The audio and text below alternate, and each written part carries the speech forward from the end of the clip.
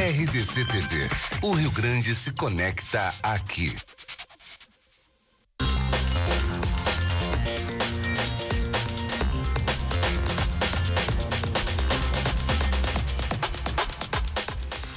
Olá, bom dia! Seja bem-vindo ao nosso Rio Grande Movimento nessa segunda-feira, né? Tem uma semana inteira por aí, então a gente tem que levá-la positivamente. Vamos começar positivo essa segunda-feira? Vamos, então. Muito obrigado por você deixar a gente entrar aí na sua casa, amigo, amiga. Bom dia, Liliane, tudo bem? Bom dia pro Forcolém, bom dia para você que está iniciando a semana nos acompanhando. E é claro, vamos começar bem a semana e para isso o tempo nos ajuda, né? Porque o tempo faz a diferença. Começamos com um tempo bom essa semana.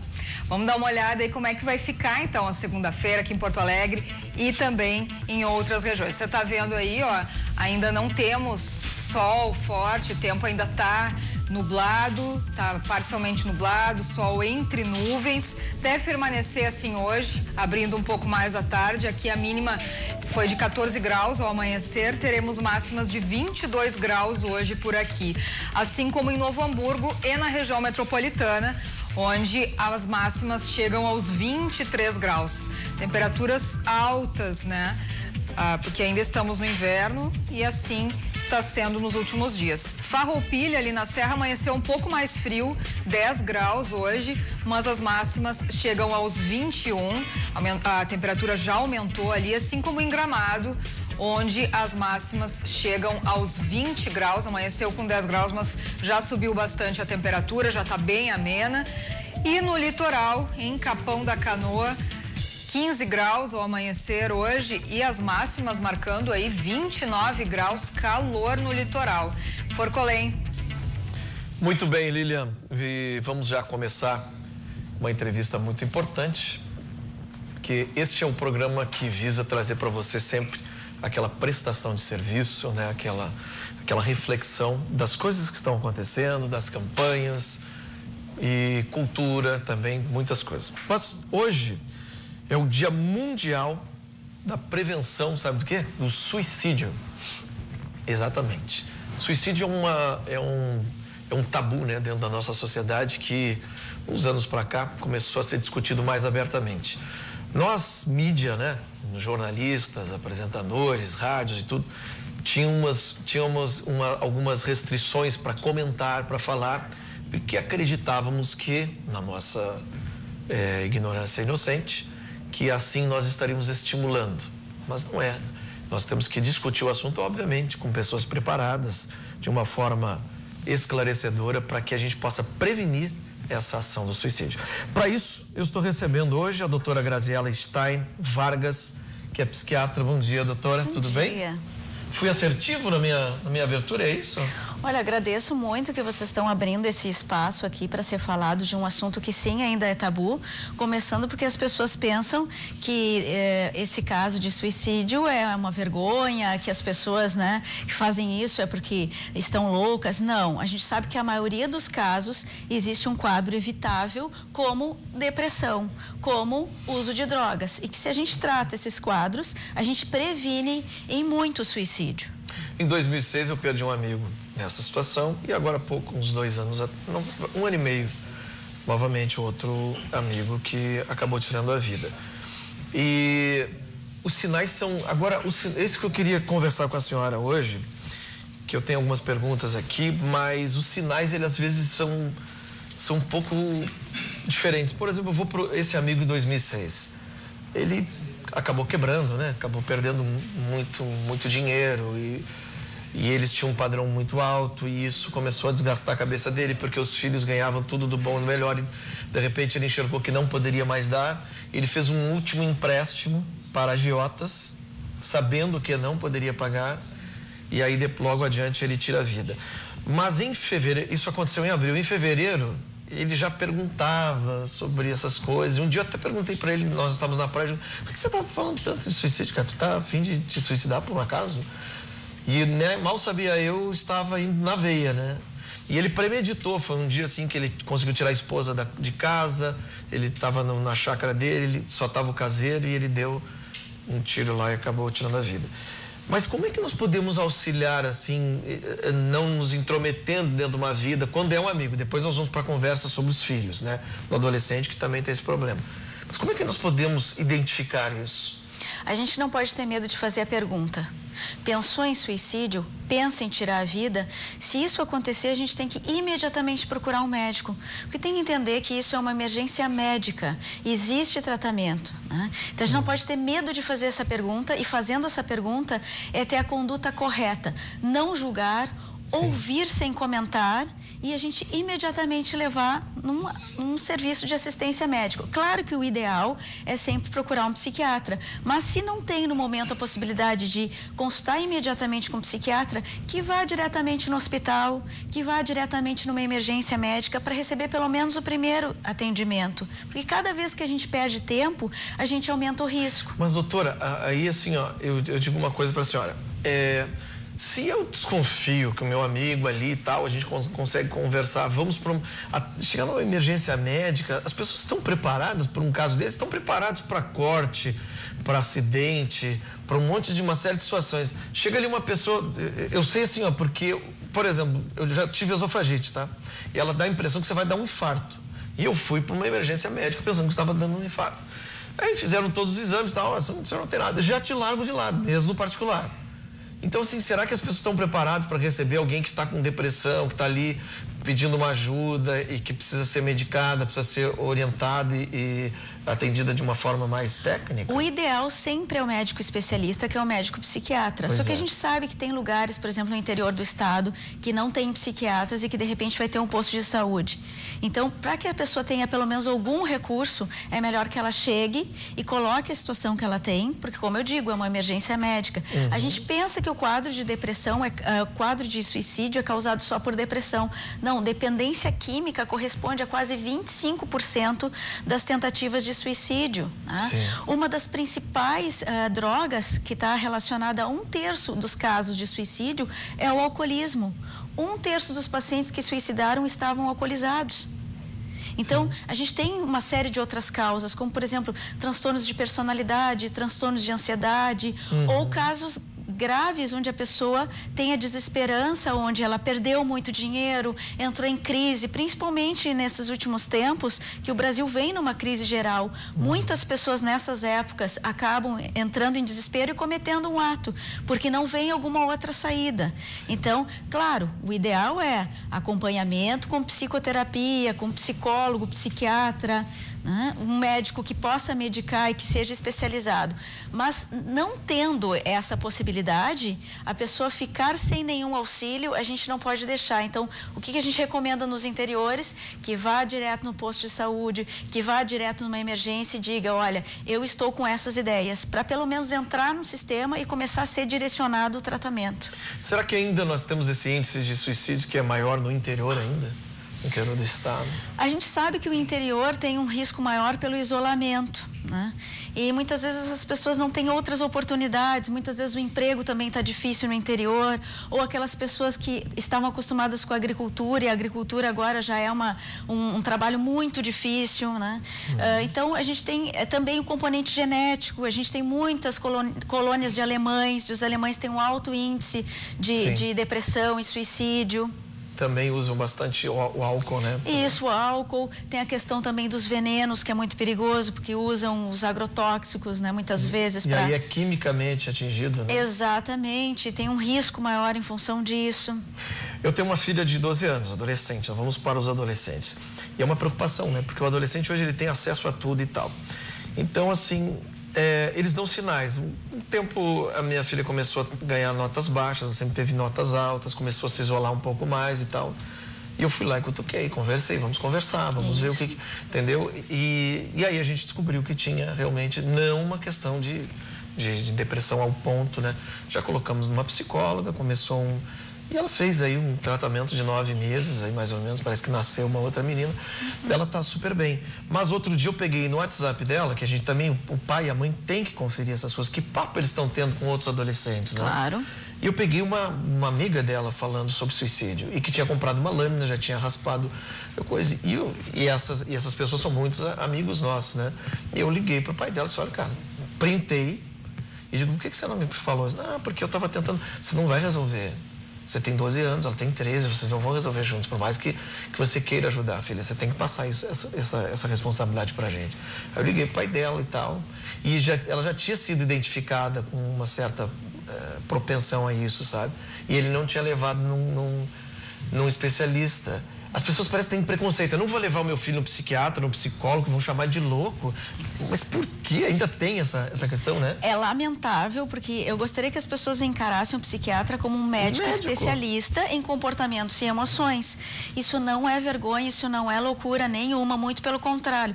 É um transtorno que pode ser tratado. Então, primeira coisa, excelente, avisou os pais, né, que são os responsáveis. A escola tem que ter a mesma atitude. A coleguinha tem que avisar os pais, para os pais, como no teu caso, avisarem os pais responsáveis da menina.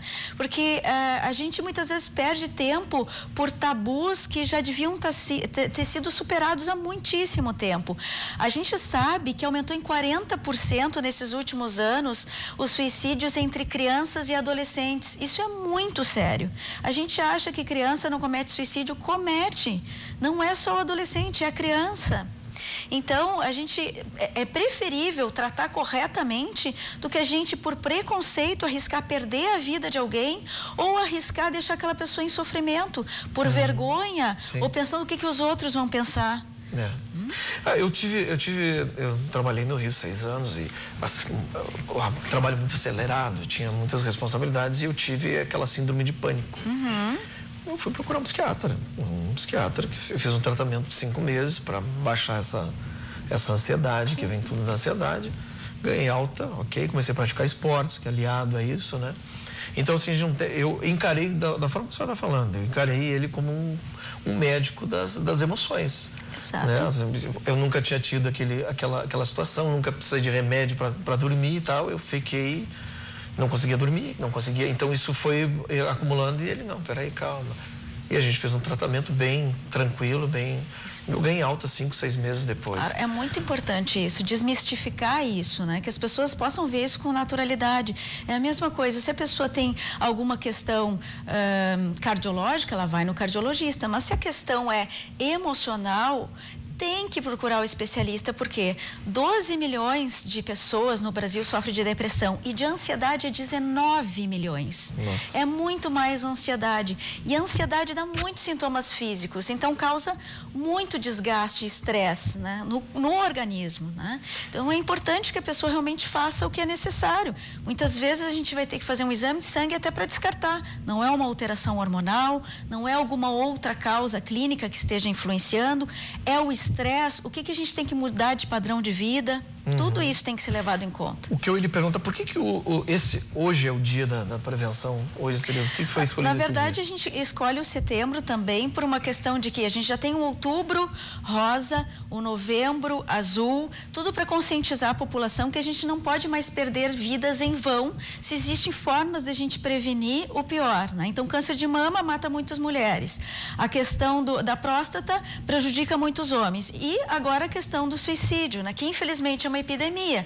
Então a gente escolheu setembro, né, para também ser engajado com uma campanha nacional, e a gente quer que essa campanha vire mundial, porque a cada 3 segundos no mundo alguém tenta suicídio. 3 segundos. E a cada 45 segundos alguém efetivamente consegue cometer o suicídio. Minha nossa, mas é muito isso. É muita coisa. Doutora, e outra coisa, para a gente encerrar aqui também, ainda em cima do adolescente, a separação de pais também é um processo muito radical e difícil para as crianças, ainda mais quando estão entrando na pré-adolescência, entre os 10, 11, né? Então, o pai e a mãe, obviamente que ninguém vai ficar dentro de uma casa quando não tem mais nada, não é para as pessoas encarar, então não vou me separar com a não, mas preparem-se, né? De repente, já nessa separação, coloque o filho num psicólogo, num psiquiatra, para fazer essa avaliação, para fazer esse acompanhamento.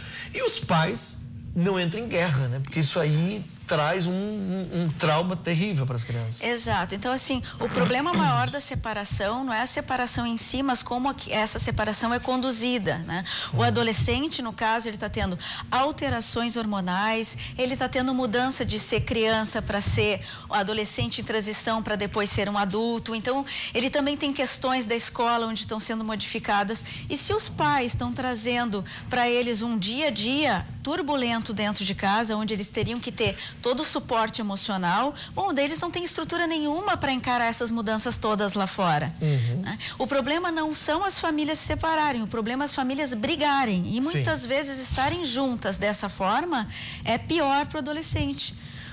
Né? Porque ele não tem, na verdade, uma estrutura de amor, de tranquilidade, ele tem uma estrutura instável. Muito bem, se você quiser fazer perguntas para a doutora, nós vamos para um breve intervalo comercial e ainda voltamos com ela.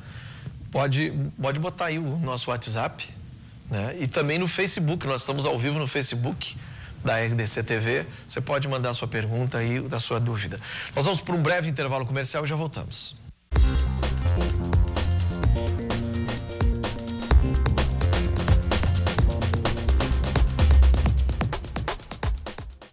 Estamos de volta aqui no Rio Grande Movimento. Estamos falando hoje é o Dia Mundial de Prevenção ao Suicídio. Está comigo aqui a doutora Graziela Stein Vargas, psiquiatra. E nós estamos falando agora no intervalo, doutora, que, por exemplo, em casa você tem um filho adolescente, 12, 13 anos, começou a bater porta, se irrita com qualquer coisa, está respondendo coisa que não fazia antes. Isso é um sintoma, doutora? A gente sempre tem que ter muito cuidado, porque de repente esse adolescente, ele pode estar tanto se envolvendo com alguma questão de drogas, e que a gente tem que ter um olhar para isso, porque cada vez é mais cedo hoje isso, né? E as drogas começam na porta da escola, junto com os colegas, né? Que acham que não tem problema, que não faz mal. Não, é sério. Álcool é sério, maconha é sério, outras drogas nem se falam, são seríssimas também. Mas o que a gente vê é que muitas vezes a depressão pode se manifestar no adolescente e na criança como irritabilidade, é o principal sintoma. E as pessoas vão se acostumando, achando que não, é só adolescência, ou não, a pessoa é assim mesmo, não, é mal-humorado, está sempre reclamando. Não, isso é um quadro que tem que ser avaliado. É alguma questão de alteração hormonal, ou realmente é um sintoma de um quadro de transtorno de humor? Tem que dar uma observada e levar para um psiquiatra fazer uma avaliação, né? Isso. Dentro do possível. Esses joguinhos aí, Baleia Azul, ano passado nós tínhamos, agora está essa boneca Momo, né? Se realmente não tem um diálogo bom, não tem uma confiança, esse elo de confiança entre pai e mãe, a criança fica bem perigosa, né? Fica uma vítima potencial. Sim, porque infelizmente muitos pais, eles acreditaram que essas situações era pura brincadeira e que isso não existia. E muitas crianças se machucaram com isso. Então, a importância dos pais que amam seus filhos é que cuidem realmente deles, porque cuidar dá trabalho. Cuidar não é dizer sim, cuidar é muitas vezes dizer não, é acompanhar, é olhar o celular, é ver com quem essa criança está se desenvolvendo, quem são os amigos, o que ela olha na internet.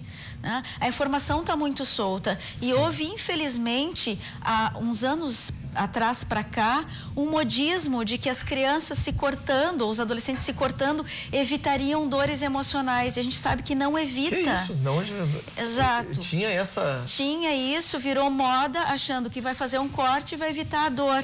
Não, não vai evitar a dor, vai causar mais um problema. Esse corte é resultado de que as coisas não estão nada bem. Provavelmente disseminou pela internet essa palhaçada. Disseminou pela internet. Então, a internet tem muito dano também, como tem benefício. Mas também tem muito dano, porque essa criança não tem um cérebro, o adolescente não tem um cérebro pronto. O cérebro vai terminar a sua formação lá pelos 20 a 25 anos de idade. E a criança não sabe, o adolescente não sabe conduzir aquela informação. Tá? Então, é um erro se cortar, é um erro se machucar. Ninguém pode fazer isso consigo, nem com ninguém. Sim. O adolescente, e como a senhora falou, né, o adolescente, e nesta época que nós vivemos hoje, além de estar em formação, ele tem muita informação. Né? Então, assim, quando nós vamos discutir com um adolescente, que a gente vai, eles têm muitos argumentos. Então, não adianta hoje, que eu digo não para a pequena, eu tenho que dizer um não e ela entender por que é um não. Isso. Né? Mas por que isso, filha? É por isso, por aquilo. nós não temos condição hoje, você tem que entender as condições que hoje nós temos. Não tem condição. Então não. Você tem que entender isso. Não. Bom, aí você vai conversar com a parede, vai lá pro quarto, conversa um pouco com a parede, já que você quer discutir o assunto. A palavra final é não. E o pai saber dar essa palavra final. Isso. Obviamente, calcado em exemplos, né? Porque senão ela vai dar, mas você fala isso, você faz aquele outro, né? Isso, então, partir do exemplo dos pais para que eles também possam ter embasamento no que eles estão pedindo no comportamento para os filhos, né? Eles também têm que ser congruentes com o que eles estão dizendo, né? Mas é muito importante limite. A gente acha hoje em dia que limite é um erro, dizer não para a criança é ruim. Não. É importante o limite, é importante a criança saber lidar desde cedo com a frustração, para que ela desenvolva um adulto que pode muitas vezes sentir que a vida não foi como queria, mas não descompensar por isso. Ou não reproduzir a sua raiva em cima do outro, ou não reproduzir a raiva em cima de si mesmo, que é se machucando. Sim. Então, a gente aprender a lidar com as nossas emoções desde cedo. É verdade. E além, porque a gente tem a mania de olhar para o externo, né? E essa visão não tem para dentro da gente. Então a gente aponta o outro, mas ela tá assim, mas ele tá assim, aí ele tá assado. E nós não fazemos o nosso trabalho de mudança, ou não procuramos um profissional para nos ajudar a fazer isso também. Né? Então a gente fica deslocado dentro de uma casa. Se um pai e uma mãe estão ali perdendo o equilíbrio, estão numa ansiedade alta, obviamente quem está ali vai buscar, vai ficar com isso tudo também, né? Então é importante também o adulto, nós adultos, pais, nos identificarmos e procurarmos ajuda também quando a gente entendeu que não consegue mais. Isso, então, pais mais tranquilos, pais mais serenos, são pais que conseguem conduzir melhor os conflitos, porque todas as casas vão ter conflitos, todos os dias vão ter alguma situação de um pouco mais de estresse ou de ter que conduzir. Então, se os pais têm maturidade emocional para lidar com aquilo, ótimo. Por isso que a gente sempre indica que seria ótimo se todo mundo fizesse terapia, porque a pessoa se recicla dos velhos conceitos, consegue ver o que ela precisa abandonar dela mesma e o que ela pode fazer diferente, né? Então, esse auto-olhar, né, é uma nova proposta de buscar a saúde mental, né? A gente não fala só em doença mental, a gente fala em manutenção de saúde mental, seguir sendo saudável para si e para quem convive conosco. Nem tudo é patologia, né? A maioria das coisas são sintomas de algo que desequilibrou. Isso. Algo que você não conseguiu superar e que ficou estacionário ali, fica naquela coisa, naquela mesma ladainha, naquela mesma situação e não se impulsiona. Tem gente que não, tem gente que pega um problema e faz dele um impulso para, né? Mas mesmo assim sempre tem um resquício, né? A minha terapeuta sempre falou isso. Ok, a gente acha que fez o melhor daquilo que era ruim, mas o resquício está lá e isso fica, de vez em quando, acende e você não toma controle. Isso, porque a gente acaba se tornando consciente à medida que a gente vai fazendo esse olhar interno. Então, com mais consciência, a nossa conduta vai se modificando. Só que para mudar a conduta, né, não é da noite para o dia, porque a gente vem com muitos vícios de comportamento, né? Quando a gente vê, a gente faz intencional muitas vezes. É verdade. Sem perceber. E como é que a gente pode a gente se identificar? Poxa vida, eu não deveria ter agido de tal maneira, não deveria ter feito tal coisa, não deveria ter falado para o meu filho tal coisa. Está na hora de eu procurar uma ajuda, sem ter esses preconceitos. Eu não vou no psiquiatra, todo mundo vai falar que eu vou lá no psiquiatra, eu vou escondido.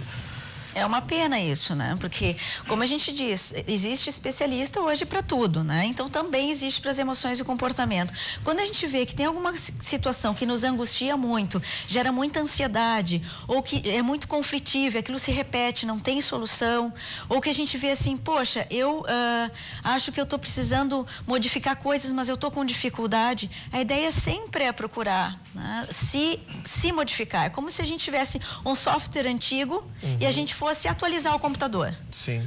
Até o próprio profissional, né? Vocês passam por uma outra terapia de um colega que faz, né? Geralmente a gente faz na nossa formação e também, se em algum momento tem alguma situação de conflito, por exemplo, é muito comum em divórcios, muitas vezes tu procurar isso, até para te ver o que eu errei, o que eu tenho que fazer diferente, o que eu posso mudar. Sim. Então Então, muito importante. É verdade. E o que a gente vê é uma pena, assim, muitos casais em guerra, né?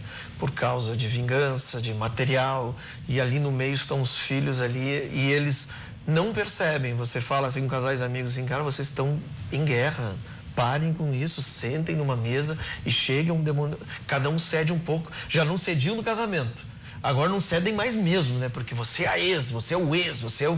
parece que é um bicho. E aqueles anos que ficaram juntos não se conta mais. Parece que as pessoas jogam tudo no lixo, né? Isso é lamentável, porque isso cria um conflito tão grande dentro de casa que pode ter um resultado desastroso. Na verdade, a nossa sociedade está muito intolerante uns com os outros, né? Muito intolerante e muito egoísta. Ou seja, é o que eu me importo e muitas vezes eu não consigo perceber que eu posso estar afetando muito o outro, que num caso como, por exemplo, uma criança que é inocente numa briga entre os pais, né? Sim. Então, a gente, na verdade, tem que desenvolver muito mais a tolerância uns com os outros, porque a nossa sociedade, no geral, está ficando bastante doente, né? As famílias estão brigando, as pessoas estão sendo agredidas na rua. A gente vê essas questões políticas, as pessoas brigando por diferenças de partido. Isso tudo é muito lamentável, né? Isso é um descontrole social. Exatamente. Uma epidemia, como a senhora falou. Tem uma epidemia aí fora. Mas, voltando ao tema do suicídio, para a gente encerrar, qual a dica que a senhora, então, deixa, assim, que seja mais prática para ajudar a entender que alguém está passando por esse processo, o que nós podemos fazer para ajudar? Bom, então entender que em quase 100% dos casos de suicídio existe uma causa que pode ser tratável, que não é vergonha, que a pessoa precisa pedir ajuda para a primeira pessoa de confiança, seja um amigo ou seja alguém da família, né? Que precisa ir no médico porque é uma questão neuroquímica, que a medicação vai auxiliar muito nesses casos, porque são casos já graves, mas tem solução, e que a gente precisa abandonar esse preconceito de que tratar isso é vergonhoso. Não, não é. Pelo contrário, né? Vergonha é a gente não tratar isso, a gente não falar isso, e por isso que eu agradeço muito ter vindo hoje aqui. E continuar naquele ciclo vicioso, né? Exatamente. Onde prejudica a si próprio, prejudica os que estão...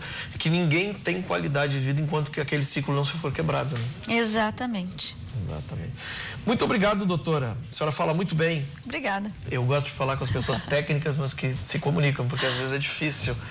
Todas essas perguntas que eu fico esmiuçando aqui é para me colocar no lugar do telespectador. Claro. E incentivar você, né? Nós estamos olhando a câmera essa aqui, tua, Toninho. Incentivar você, procure um profissional, procure um psiquiatra, procure um psicólogo. Se você chegou a uma situação que você vê que perdeu totalmente o controle de tudo. Não é vergonhoso, não.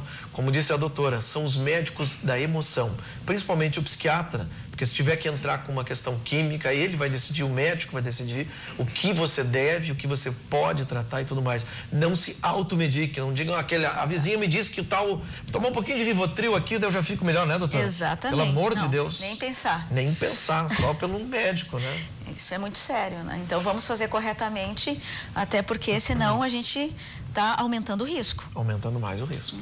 Vamos mais entrevista. A Lília está recebendo mais convidados. Lília Belim. Forcolém, daqui a pouquinho a gente vai falar sobre educação no trânsito, mas sabe aonde? No acampamento Farroupilha. Tem um piquete tradicional lá. A gente já está aqui com os representantes da EPTC para contarem tudo. Vão mandando a sua pergunta e vai enviando, escrevendo ali no Facebook. A gente está ao vivo. Vai ali na nossa live, coloca o teu comentário ou o teu questionamento que a gente traz aqui para os entrevistados. Depois do intervalo a gente já volta.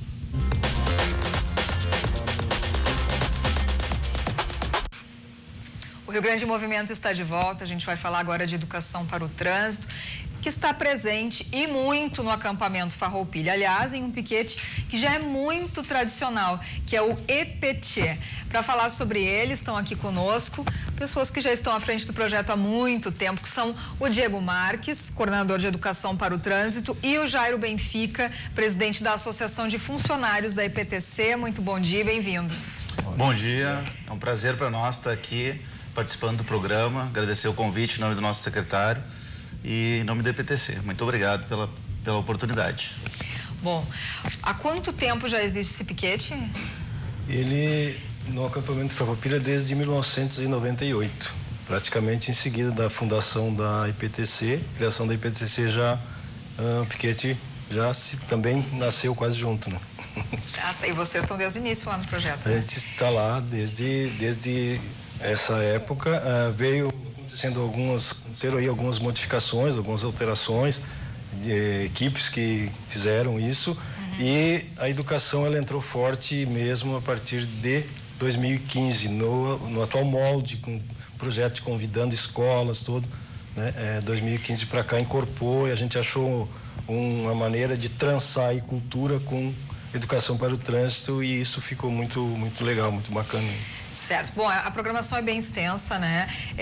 Vocês têm uma estimativa, assim, de quantas crianças devem participar esse ano? As escolas agendam? Como é que funciona? As escolas, como existe um outro programa, que na verdade vem a ser o mesmo, né? Esse é o clímax do programa, que é a Escola Amiga da IPTC. Então, a partir de janeiro já tem escolas mandando e-mail. E a gente prioriza essas escolas que já têm essa participação, né, com esse programa da IPTC. E a gente tem a estimativa de atingir esse ano 1.500 crianças. 1.500. Uma escola de manhã, uma escola de tarde. Mas a gente, no início, agora dia 4 e dia 5, a gente trouxe a equipe que cuida dos veículos de tração animal, né, que recolhem os animais abandonados e maltratados. A gente fez um especial, foi muito bacana, vieram 4 escolas, né, sempre uma de manhã e uma de tarde. E agora segue, e sempre a gente acaba recebendo escolas que não estão no programa, porque passam, veem o trabalho e pedem e querem assistir o programa. Agora mesmo tinha uma escola lá com 60 crianças que queriam entrar, mas não tinha como. Não tinha mais como. Mas o público em geral também pode participar ali da programação de vocês, né? Como é que faz? Sim. Se forem grupos pequenos, é só chegar, porque a tramela do rancho é pelo lado de fora, né? É só chegar e conversa ali com o pessoal. A gente já providencia a alimentação e querendo assistir a programação educativa é livre, é só chegar e se acomodar, é tranquilo, pode assistir. Inclusive tem teatro, hoje à tarde tem a encenação, né? Bom, vamos falar então detalhado um pouco mais dessa programação. Além da distribuição de material informativo ali, o que vocês têm programado? Na verdade, essa é uma parceria já com as escolas, a maior parte dessas escolas são escolas que já vêm desenvolvendo um projeto educativo com a IPTC. Então, lá é um encontro focado no tradicionalismo. A gente busca, através do tradicionalismo, chamar essas professoras, essas crianças e demonstrar um pouco da cultura gaúcha e da prevenção de acidentes de trânsito. Ali então, a gente já tem umas fotos, ó. Isso. Sim. E aí, no caso, é uma palestra, uma das palestras. Exatamente, é uma das palestras nossas para o público infantil. Nós temos palestras também para o público jovem adulto, que hoje o ensino médio vai estar trabalhando também pela primeira vez. O ano que vem terão jovens motoristas na cidade. Então é uma preocupação nossa que o terceiro ano do ensino médio vai estar com jovens que vão estar pegando carro, pegando moto. Então a nossa preocupação é muito grande em estar conversando com eles antes desse processo, até para que não ocorram e não aumentem os índices de acidentalidade com esse público. Perfeito. E as esquetes teatrais, qual é que vai ter hoje à tarde? Hoje seria uma releitura do Chapeuzinho Vermelho, né, da história do Chapeuzinho Vermelho, que foi adaptada e fala da questão do trânsito, né, dos acidentes. O Lobo Mau, né, trabalha tudo. A gente procurou esse ano levar para o linguajar gaúcho, né, para ficar adaptado ao tema do evento e ficar mais encaixado, vamos dizer assim, no evento Acampamento Farroupilha. Olha, ali tem mais uma foto ali, estão mostrando os animais. É aquilo que eu falava antes da equipe de recolhimento de animais, né? É um trabalho fantástico da nossa equipe. Isso aí faz parte também, desse projeto, então, como estava dizendo, né, que são os animais recolhidos por maus tratos. Sim. Tem hoje 11 animais aptos para adoção, né? 4 prontos, liberados pelo veterinário e os outros ainda em fase aí de pré-adoção. E foi um sucesso, né? A criançada adorou. Os pôneis lá também, né? Os pôneis, né? Tinha 2 pôneis encilhados ali que eles puderam andar e tudo. Aquele cavalo ali, ele foi um cavalo abandonado, com os 2 olhos furados, vazados, né? E então ele é hoje o símbolo, é o mascote dessa equipe. Isso aí com certeza eles devem adorar, né? Essa parte aí. E vocês falando em números, né? A EPTC já registrou um aumento significativo, né? Nos números da acidentalidade, né? Nesse último ano.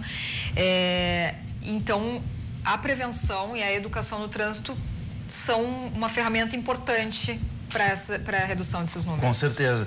É fundamental. Fundamental unir a fiscalização com o processo educativo. As nossas equipes trabalham de forma efetiva e ostensiva nas ações externas, de radar móvel, de fiscalização efetiva, mas também temos um trabalho forte de educação. Nós temos 11 projetos, um deles é o EPT. Nós trabalhamos com CFCs, trabalhamos com empresas, trabalhamos em universidades. As universidades de Porto Alegre e da grande região metropolitana abrem as portas para o nosso trabalho. Nós temos vários trabalhos junto às universidades. Na Unicinos, nós tivemos uma mostra há pouco tempo na Nilo Peçanha de trabalhos da educação para o trânsito do EPTC, que tem esse trabalho, iniciou junto com a empresa. Nós temos 20 anos de trabalho educativo dentro do EPTC. É uma equipe de 14 agentes de trânsito que trabalham de forma efetiva com prevenção. Sempre com a prevenção. E nas escolas? Citaste as universidades, sim, vocês também fazem um trabalho com as escolas? Nós temos o trabalho Escola Amiga, que ele visa o quê? Atingir a comunidade escolar. Nós levamos um técnico de engenharia, levamos os agentes de trânsito que trabalham na região e levamos uma ação com os professores. E sempre nós marcamos uma reunião com os pais, para que os pais entendam dos riscos que eles mesmos causam, muitas vezes desembarcando as crianças em fila dupla na frente das escolas, estacionando os carros em locais indevidos, para que não gerem mais esse tipo de risco. Nós vamos lá, conversamos e apresentamos os agentes para eles. Eles, a partir daí, começam a criar um vínculo positivo com a gente que vai estar lá na ponta, lá na parte externa da escola, desempenhando seu papel, que é garantir a segurança, principalmente desses alunos nessas escolas. Perfeito. E a EPTC, ela já foi apontada como referência nacional, né, na educação para o trânsito. Sim, hoje ela vem sendo, inclusive, convidada, né, Diego? Até Palmas, né, há pouco fez um convite para a EPTC. Prefeitura de Palmas. Tocantins. Isso. Olha só. Aqui no interior, cidades do interior, são vários, agora de pouco, questão de um mês, estava em Pelotas, aí no norte do estado agentes, também. Temos um curso também na FAMURS, que vai para todo o estado. São agentes de fora que vêm aqui buscar esse nosso conhecimento em educação para o trânsito e disseminar dentro dos seus municípios. Tem municípios que estão iniciando o processo educativo, são empresas recentes, a municipalização em alguns desses municípios começou há pouco tempo e eles vêm buscar esse nosso know-how de mais de 20 anos de experiência na área de educação e levam para essas prefeituras. Tem locais que têm apenas 2 agentes, muitas vezes essa equipe é reduzida, mas para nós é motivo de orgulho esse espelhamento hoje dessas pessoas no nosso trabalho. Eles vêm buscar esse conhecimento e a partir daí implementar dentro da sua prefeitura. Perfeito. E entre os jovens que vocês trabalham e as crianças, eu acho que ali no acampamento vai ser mais voltado para as crianças, né? Exato. Mas vocês percebem, assim, uma diferença, obviamente, né? Vocês focam mais em que itens, exatamente, com cada um desses públicos? Sim. O nosso trabalho hoje, ele é proveniente de um grupo chamado Projeto Vida no Trânsito, que é um grupo composto pelo Detran, pela Polícia Rodoviária Federal, pelo IGP, por todos esses órgãos que estudam os acidentes fatais. A partir desse perfil traçado, nós focamos com as ações educativas. Então, um dos públicos que a gente foca é o público idoso, que está sendo vítima, muitas vezes, de atropelamentos na cidade. Muitos, né? Exato. Então, a gente está com um trabalho também no acampamento para o público idoso. Nós estamos atendendo grupos de idosos em que eles se tornam multiplicadores da ideia de educação e a partir daí conversam dentro dos seus grupos, porque hoje o idoso tem uma maior mobilidade na cidade, oportunidades, tem lazer e isso gera um deslocamento e esse deslocamento tem que ser o mais seguro possível. É isso que a gente passa sempre para eles, né? A gente tenta também tem um trabalho forte com as crianças e os adolescentes, né? Os adolescentes, muitos deles vão estar pegando carro, vão estar pegando moto e é sempre importante nós reforçarmos com a comunidade escolar, com as direções de escolas, para quê? Para que haja um trabalho efetivo da escola, que a escola se comprometa em estar falando com eles dentro da área de conhecimento do professor. Ele não precisa parar de dar aula. Ele pode utilizar o seu conhecimento dentro da sua área e pensar a educação para o trânsito em uma aula prática, daqui a pouco professor de educação física dentro da sua área, professor de português na sua área, que ele consiga colocar o professor de física, um cálculo de velocidade e assim trabalhar a educação para o trânsito para só dessa forma que conseguiremos prevenir os acidentes de trânsito. Não adianta a gente tentar fazer um trabalho mais pontual, ele tem que ser permanente, isso é o mais importante. Nós somos provenientes de uma época em que a Brigada Militar iniciou um trabalho educativo, em que tinha uma presença muitas vezes uma vez só e não tinha um efetivo para dar esse suporte. Então tentamos sempre envolver quem? Professores, que ele leva para a carreira docente dele a educação para o trânsito. Maravilha. E a procura ali no acampamento costuma ser de qual público mais fortemente? É adulto, jovem, a gente até tem um desafio, né? Nossa equipe que faz esse programa do acampamento, de atingir o adolescente jovem. Ele é arredio, é a cultura, né? É outra da cidade grande. Mas, assim, a criança... Que menos quer seguir as regras, no caso. Exato, né? Não quer aquele regramento que sabe que a cultura, né? Embora a gente não seja filiado ao MTG e tal, mas tem um regramento. A nossa cultura, ela dita por si só, né? Regras de conduta. Então, o jovem, ele quer mais liberdade, experimentar de tudo um pouco, né? Mas o adulto e a criança é bastante, a procura, assim, é bem efetiva mesmo. E teve toda uma adaptação, claro, ali ao acampamento, né? Vocês tiveram até uma trova aí Teve a inauguração e teve uma trova em homenagem, como é que foi? Sim, o Vitor Hugo, ele é vamos dizer assim, um parceiro nosso desde que eu faço acampamento ali para a IPTC em 2010, que eu iniciei ali. Ele está sempre com a gente, né? Tem gente no galpão, o Vitor Hugo entra, quer saber quem é e começa... Aí a gente, esse ano, queria fazer uma abertura, né? Mais... apropriada e convidamos o Vitor Hugo e ele foi lá e fez a abertura no verso, no repente. Se ele tivesse aqui, obviamente, né? Ia pedir para ele... Não vou fazer isso contigo, cara, não te preocupa. Mas vamos contar também como é que as escolas e também outros grupos até de idosos, né, podem recorrer a vocês e podem pedir esses projetos ou a participação neles. Nós temos um canal de comunicação que é através do nosso site, o Educ, né, as iniciais de educação, @eptc.prefpoa.com.br. Através desse site, as escolas solicitam uma atividade e a gente vai até essas escolas e disponibiliza o projeto. A gente apresenta, na verdade, o nosso projeto como um todo, né? E a partir daí. E também através do telefone 3289-4484, né? 3289-4484. É possível fazer contato direto com a nossa unidade de educação e solicitar o nosso trabalho nas escolas ou em outros ambientes de encontros de jovens, de instituições. Nós temos um trabalho com ONGs também. As lideranças de ONGs vêm procurar o nosso trabalho. Levamos muitas vezes o teatro lá para desencadear esse olhar mais na área de segurança e de educação no trânsito. O que é o projeto Empresa Amiga? O projeto Empresa Amiga, ele consiste em nós apresentarmos para as empresas os riscos que podem correr dentro dos deslocamentos. Então, a partir daí, eles recebem uma assessoria nossa, né? Eles trocam informações conosco e começam a monitorar notificações, começam a monitorar as CNHs dos funcionários e em todas as empresas reduz-se muito os índices de acidentalidade a partir desse projeto. Nesse ano, conseguimos certificar 8 empresas da cidade, que foram parceiras nossas, que estão há mais de um ano desenvolvendo atividades dentro das empresas. Então, nós propiciamos a eles certificações, cursos de formação em direção defensiva, e essa empresa, na prática, começa a reduzir drasticamente os índices de acidente envolvendo funcionários, envolvendo frota, e temos um rol hoje de 36 empresas já inscritas e tornaremos selos de qualidade. Será uma empresa amiga bronze, prata e ouro. Que bacana, um incentivo, né? Um incentivo. E fazemos auditoria, inclusive, das empresas, vamos até os locais, somos apresentados para os funcionários, vemos listas de presenças deles, dos cursos de formação. Então, é um projeto sério e um projeto de qualidade que está tem o maior objetivo, que é preservar a vida desses funcionários. Certo. Bom, e também há uma certa orientação à direção de escolas ou a professores ou a pais, enfim, pela questão do trânsito ali no entorno das escolas. Exato, por isso que a gente amplificou o projeto Escola Amiga. Nós trabalhávamos somente com os professores capacitando.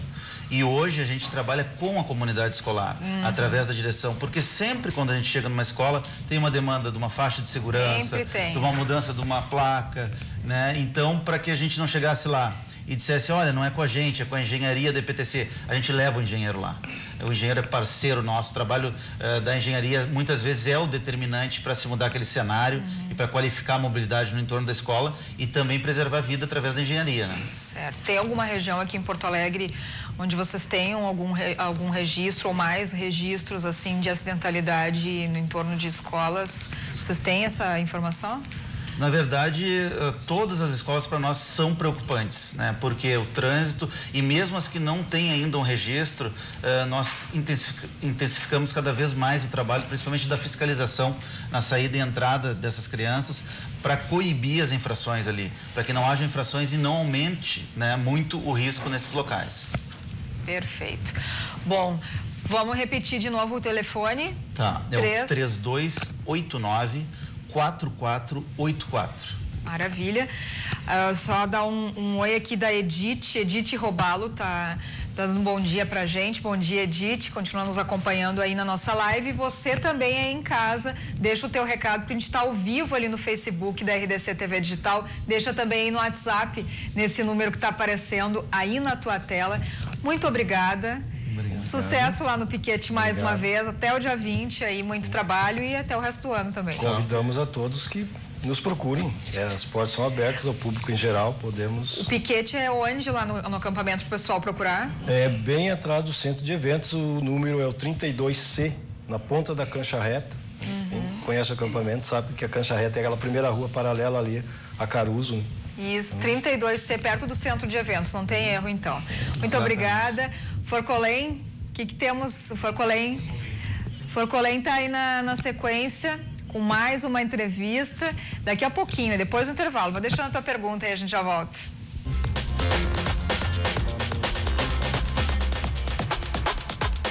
O Rio Grande em Movimento está de volta. Antes da gente trazer mais essa entrevista aqui, vamos chamar aí para as redes sociais. A gente está ao vivo aí em RDC TV Digital. Vai deixando o teu recado aí, a tua pergunta, para a gente trazer aqui para os nossos convidados imediatamente. Também lá no Twitter, hein? Hashtag RDC Rio Grande em Movimento e também em todas as redes sociais. Instagram também, vai lá, deixa o teu recado que a gente sempre traz aqui e no WhatsApp. Trazemos também imediatamente aí nesse número que aparece aí na sua tela. Manda aí a tua pergunta. A gente vai conversar agora com o artista plástico que trouxe aí umas obras muito lindas da exposição Sem Fronteiras do Memorial do Rio Grande do Sul. Carlito Bica, muito bom dia, muito bem-vindo.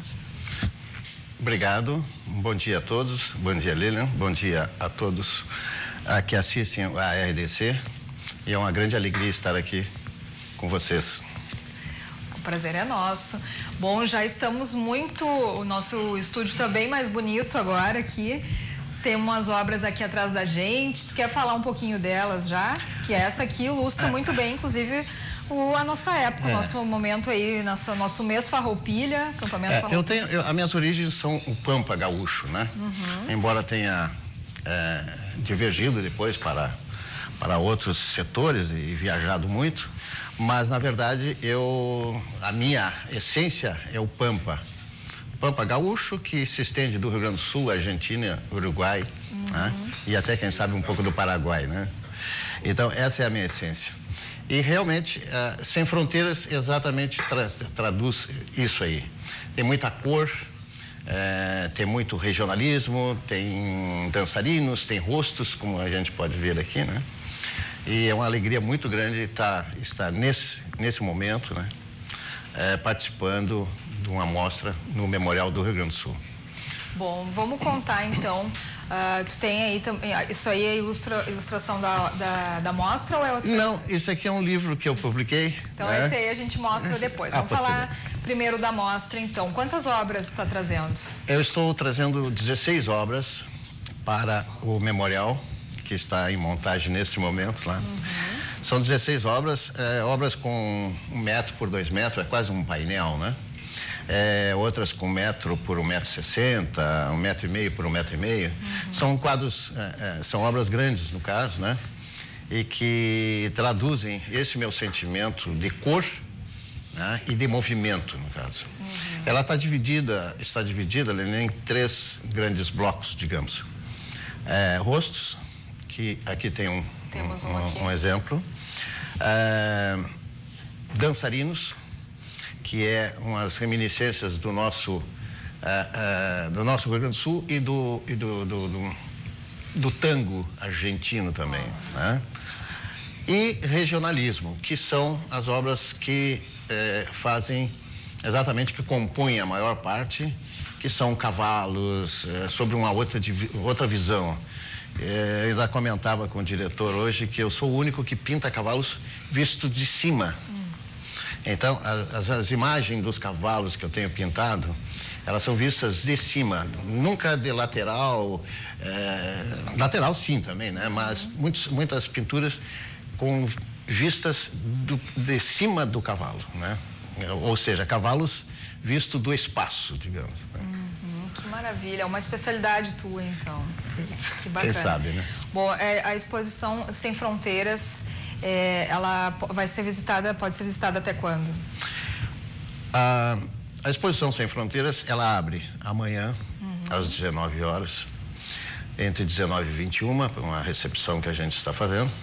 E depois fica em visitação até o dia 14 de outubro. A entrada é franca, né? No Memorial do Rio Grande do Sul, que fica na Praça da Alfândega, antigos Correios e Telégrafos, né? E fica no salão central ali, né, do Memorial. E pode ser visitada das 10 às 18 horas. Ali a gente já tem uma obra, que é a do cavalo que citaste. Qual é o nome dessa? Corcel. Desculpe, Bagual. Bagual.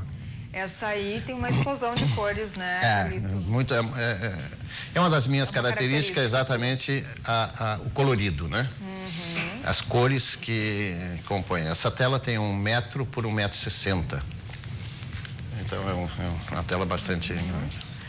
Essa aí é Batendo Água. O nosso Rio Grande do Sul é característico durante o inverno, muita chuva, né? Então, eu tentei retratar aí dois cavaleiros, dois gaúchos, né? Sobre um aguaceiro do nosso Rio Grande do Sul, né? Um aguaceiro. Caída, muita chuva, né? Batendo Água é o nome dessa tela. Aí podia ser ilustrando o mês de agosto. Correto, né? Aqui no Rio Grande do Sul. Exatamente. Pode ser. Aí, que linda. Essa é Boieira. Esse é o nascer do sol ou o poente, né? Depende de quem vê. Porque, no fundo, uma obra, depois de feita, não é mais do artista, é de quem vê, né? Então, a interpretação, se é o nascer do sol ou o pôr do sol, é cada um que vai interpretar da forma que for interessante para ele, né? Eu interpretaria como o pôr do sol. Pôr do sol. Muito, e que temos muitos belos pôr do sol aqui no Rio Grande do Sul. Eu tenho feito, difícil escolher. Eu moro na orla do Guaíba e eu tenho feito muitas fotos, né? Tanto que eu até criei uma frase que é sempre o mesmo, nunca igual.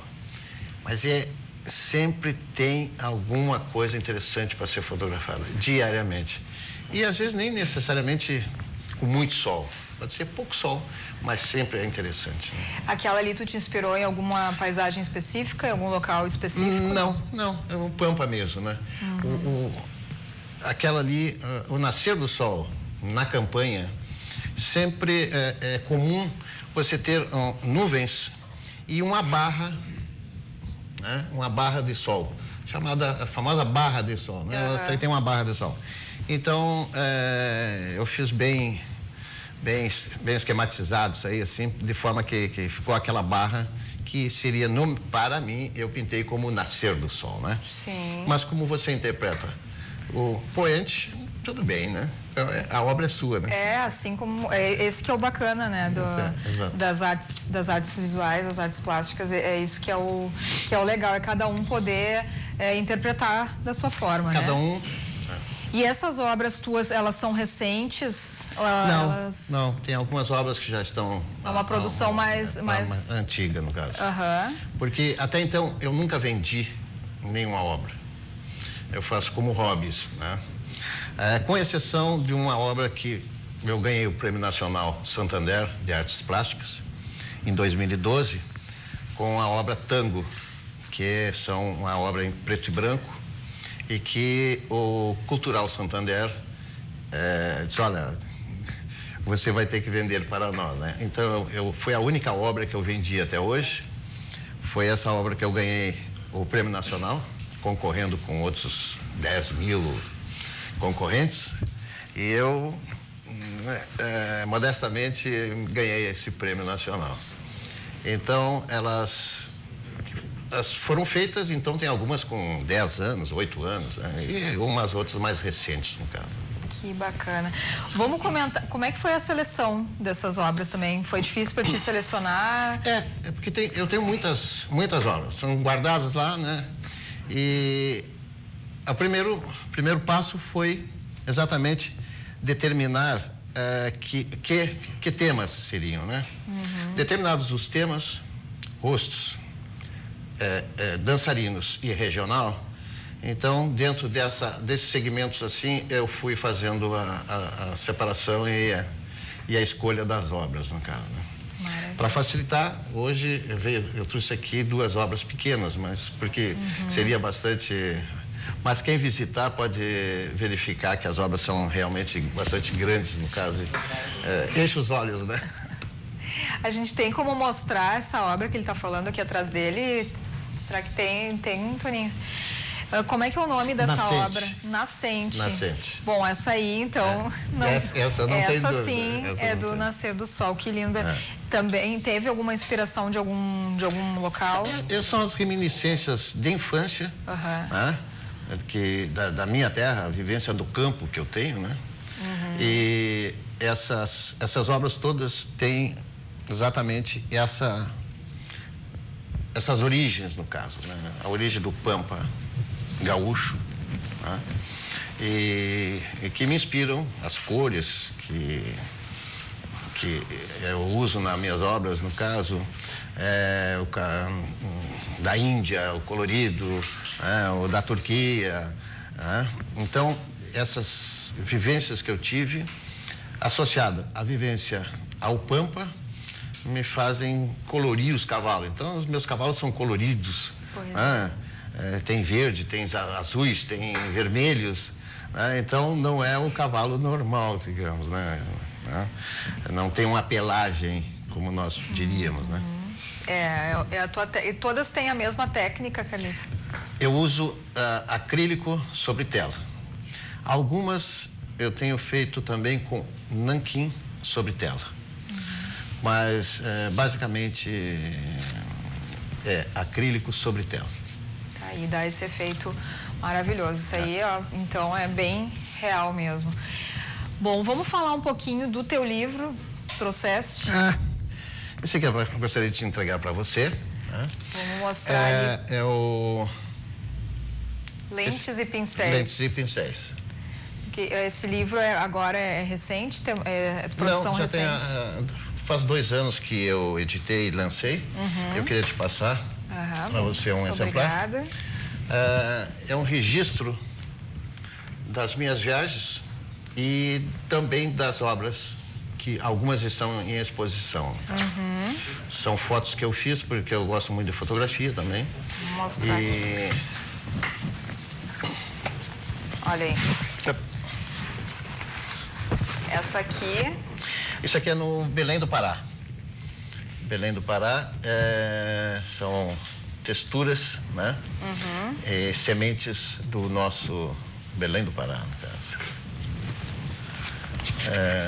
Aqui tem uma referência eu fiquei durante durante 15 dias viajando com os mongóis e vivendo com os mongóis. E esta imagem e esta imagem, né, elas são... O quadro já tinha feito. E depois, viajando na Mongólia, eu tirei essa foto. Então ficou realmente bastante parecidos, né? Tu fez o quadro eu fiz o quadro inspirado, uns 8 anos antes da foto. Olha só. Né? E coincidentemente ela ficou assim, né? Maravilhoso. Isso foi em que ano, Calito? Na Mongólia foi 2014. Né? E essa aqui, se eu não me engano, foi em 2006. Uma viagem recente, sim. Aqui é um iurte, na Mongólia. E temos aí, ó. Esse aqui é uma vista do nosso Pampa, na fronteira. Isso aqui é na China.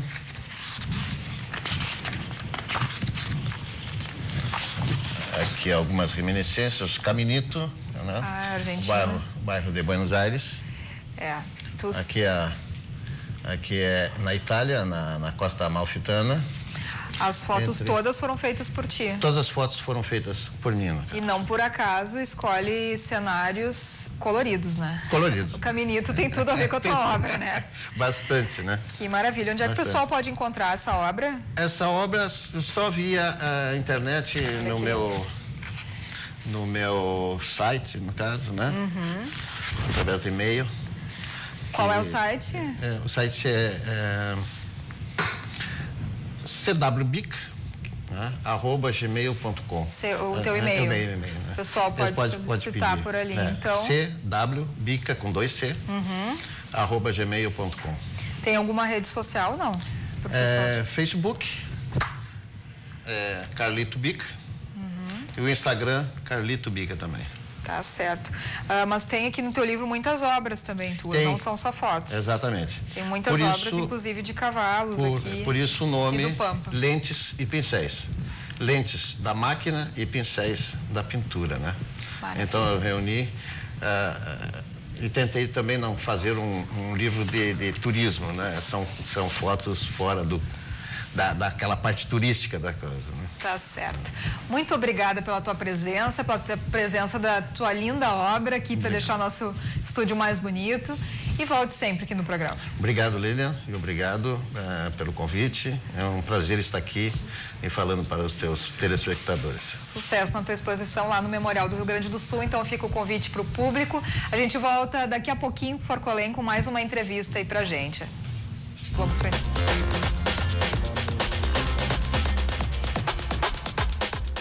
Muito bem, Rio Grande em Movimento está de volta e agora nós vamos falar sobre a obesidade entre jovens. O doutor Juliano Chibiaki, cirurgião do aparelho digestivo, vai conversar conosco. Nós vamos esmiuçar um pouco aí essa questão. Doutor, bom dia. Bom dia. Muito obrigado. Bem. Doutor, quando é que a gente identifica que o jovem já está na questão de obeso? Como é que faz essa identificação? Tá bem. Bom dia, Rogério. Muito obrigado pelo convite. A todos os telespectadores da RDC, que bom poder estar conversando com vocês sobre um assunto tão importante que já tem atingido níveis epidêmicos na nossa sociedade. Importante a tua pergunta porque ela parte de uma premissa: como eu vou identificar esse indivíduo na sociedade, né? Que cálculo eu vou fazer para isso? Existe um cálculo que a gente se baseia muito, que se chama IMC, Índice de Massa Corporal, que é bem fácil, quem está em casa, de fazer esse cálculo. Pega o seu peso, divide pela altura, o resultado que der, divide pela altura de novo. O peso pela altura ao quadrado. O resultado disso, acima de 30, já é obesidade. Acima de 40 já são os indivíduos que têm indicação de cirurgia bariátrica. Entre 35 e 40, se porventura tiver alguma comorbidade associada, diabetes mellitus, hipertensão arterial, doenças articulares, também tem indicação. Qual é o grande ponto que nós ficamos sempre com o sinal de alerta acionado? Entre 25 e 30, que é o indivíduo com sobrepeso. Para não termos ideia da importância disso, hoje no Brasil, 50% dos indivíduos estão com sobrepeso. Ou seja, um grande risco de desenvolver doenças né, como hipertensão arterial sistêmica, também diabetes, também doenças relacionadas ao colesterol, aterosclerose. Né? Então, as consequências de situações como essa levam a situações de urgência. Sim. Acidente vascular cerebral, infarto agudo do miocárdio. Então, tu veja que já no sobrepeso, essa pessoa já começa a ter esses riscos. Com a obesidade, esses riscos são aumentados, sem dúvida alguma. Então, respondendo a tua pergunta, exatamente isso. Como nós identificamos a partir desse índice, né?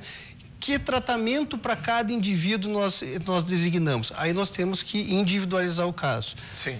Parte principalmente por uma reeducação alimentar, uma orientação nutricional apropriada, atividade física, não tem como perder peso, ficar sentado na poltrona, né? A associação desses dois são os ingredientes necessários. Bom, mas tem gente que não consegue perder o peso. Tá, mas aí eu vou lhe fazer uma pergunta assim. Identifiquei que o filho da Maria e do João estão com obesidade. Ele leva lá no seu consultório. Só que ambos também estão em obesidade. Como é que vai interferir no cardápio da criança? Se a gente falou, eu e o senhor estávamos falando lá fora do ar, se o exemplo não vem dos próprios, né? Perfeito. A criança copia aquilo que ela é estimulada. Não adianta o pai esperar da criança uma alimentação saudável se ele come lanche, X. O senhor até falou, né? Ele não vai pedir um tomate, pai me dá um tomate. Pai me dá um tomate, tu tá comendo um X na minha frente, né? Exatamente isso. Ela reproduz aquilo que lhe é estimulado. Uma família obesa, a gente tem que ter todo um detalhamento da investigação desses componentes dessa família, se é só o padrão alimentar, se não tem um perfil genético envolvido, existem algumas doenças genéticas que podem predispor à obesidade, se também a questão do estímulo do meio, dependendo de onde se viva, o estímulo de alimentos que se tem acabam condicionando a isso. Uma família obesa é uma família que tem que ser, com certeza, investigada de uma maneira diferente. Em conjunto. Agora, o pai com sobrepeso e um filho obeso. Esse é mais comum de receber no consultório. Esses indivíduos a gente tem que ver, principalmente em indivíduos adolescentes, o modo de vida desse adolescente. Hoje a gente, felizmente, estamos convivendo com a geração Y, a quem estamos aprendendo bastante, mas também temos a necessidade de ensiná-los. Por quê? Conversávamos antes ali também a situação de que há décadas atrás as nossas atividades sociais eram na rua. Sim. Né? Talvez a última garfada fosse na porta de casa já para brincar, para andar de bicicleta, jogar futebol. Enfim, queimar tudo aquilo que estava comendo. Queimar caloria. Hoje, a gurizada tem os recursos eletrônicos. Estão no videogame, estão no tablet, estão no computador. Isso também por causa da violência que afastou a possibilidade da criança continuar brincando como nós brincávamos. Infelizmente. É uma situação que a sociedade teve que se adaptar, então as crianças muitas vezes podem brincar só dentro do condomínio, né? E às vezes não tem aquela queima de calorias necessária que ela precisa. E é impressionante isso, essa nostalgia, porque eu tenho um grupo de amigos aqui da Rua Tapes. Era a rua onde nós brincávamos de bicicleta, de esconde, de taco, de não sei o quê. E tudo era super inocente, né? E era muita caloria queimando, de bicicleta, correndo, aquela coisa.